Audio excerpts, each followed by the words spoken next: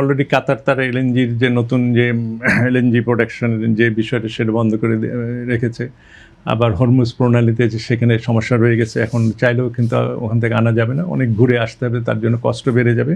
তো এইখানে ইম্পোর্টের জন্য সবচেয়ে প্রধান যে বিষয়টা সেটা হলো যে আপনার ফাইন্যান্স, সেই বৈদেশিক মুদ্রার আমাদের যোগান দিতে হবে যেভাবেই হোক না কেন।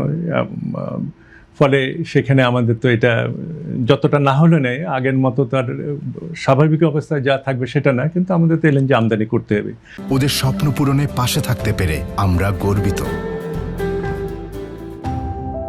সেই গ্যাসের দাম যদি আপনার $90 হয়, $100 হয়, এখন 950, 1000 MMCFD প্রতিদিন আমরা নিয়ে এসে ব্যবহার করি, তখন হয়তো সেটা কমে আসবে, সেখানে হয়তো 700, 800 বা 600 হবে, কিন্তু সেখান থেকে আপনাদের আনতে হবে, সেটার কোনো বিকল্প নেই। এলএনজি আনা যদি এই মুহূর্তে বন্ধ হয়ে যায় তাহলে আমাদের একটা বড় ধরনের সমস্যা হবে, বিশেষ করে ইন্ডাস্ট্রির জন্য অনেক বড় সমস্যা হবে।